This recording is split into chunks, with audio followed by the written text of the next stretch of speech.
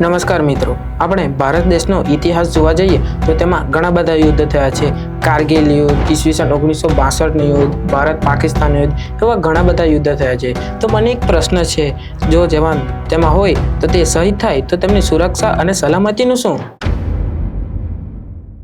ભારત સરકાર સૈનિકને સલામતી અને સુરક્ષા બંને આપે છે.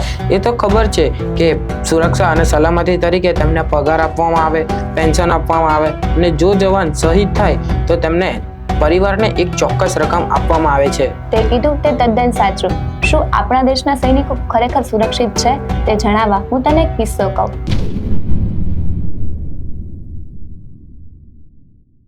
કે જેમાં આપણા જ દેશમાં આપણા જ સૈનિકોની વચ્ચે સૈનિકોથી ભરેલી બસ પર આતંકવાદીઓ દ્વારા હુમલો કરવામાં આવ્યો કે તેમાં 40 જેટલા જવાનો શહીદ થઈ ગયા હતા. 40 જેટલા જવાન શહીદ થયા? હા, 40 જેટલા જવાનો શહીદ થઈ ગયા હતા. આજથી 4 વર્ષ પહેલા 14 ફેબ્રુઆરીએ આતંકવાદીઓ દ્વારા પુલવામા જિલ્લામાં હુમલો કરવામાં આવ્યો હતો. આ હુમલો મોટા આતંકવાદી હુમલાઓમાંનો એક હતો, જેમાં 40 જેટલા જવાનો શહીદ થઈ ગયા હતા. આ આતંકવાદીઓ નાનપણથી જ આતંકવાદીઓ નથી હોતા. સમય અને સંજોગો તેને આતંકવાદી બનાવવા માટે મજબૂર કરે છે. હર્ષિત, તને ખબર છે આ આતંકવાદી કોણ હતું? ના, મને તો નથી ખબર. આ આતંકવાદીનું નામ આદિલ અહેમદ હતું. આદિલ અહેમદ જ્યારે 12મા ધોરણની પરીક્ષા આપવાનો હતો તેના 1 મહિના પહેલા તેણે ભારતીય સૈન્ય વિરુદ્ધ પ્રોટેસ્ટ કેમ્પમાં ભાગ લીધો હતો. તે પ્રોટેસ્ટ કેમ્પની વિરુદ્ધ ભારતીય પોલીસે ગોળીબાર કર્યો હતો અને તે ગોળીબાર વખતે આદિલના પગમાં ગોળી વાગી અને તે ઘાયલ થઈ ગયો હતો. તે ભારતીય પોલીસથી આદિલને દુશ્મની થઈ ગઈ હતી અને તેનો બદલો લેવા માટે આદિલે જૈશ-એ-મોહમ્મદની ટીમ સાથે જોડાઈ ગયો હતો.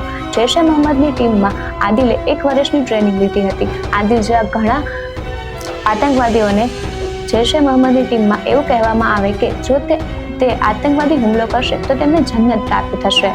આવું કેવું? હુમલો કરવાથી જન્નત પ્રાપ્ત થાય? હા, તે લોકો આવું કહેતા કે તેઓ આતંકવાદી હુમલો કરશે તો તેઓને જન્નત પ્રાપ્ત થશે. આ હુમલો ક્યાં થયો હતો? આ હુમલો જમ્મુ કાશ્મીરમાં જ્યારે નેશનલ હાઈવે પરથી CRPFની બસ જતી હતી ત્યારે થયો હતો.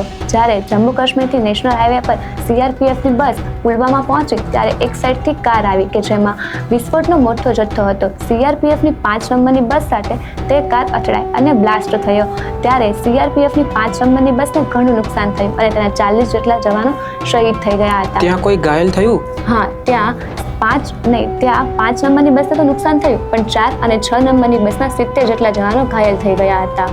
આ હુમલા બાદ ભારત સરકારે કડક વલણ અપનાવ્યું. ત્યારબાદ ભારત સરકારને સૂત્રો દ્વારા જાણવા મળ્યું કે આદિલ અહેમદ પાકિસ્તાનમાં બાલાકોટ છાવણીમાં છુપાયેલો છે. તેથી ભારત સરકારે વાયુસેનાઓને હુકમ કર્યો કે તેઓ તે છાવણીઓનો નાશ કરે અને વાયુસેનાએ સર્જિકલ સ્ટ્રાઇક દ્વારા તેનો નાશ કર્યો.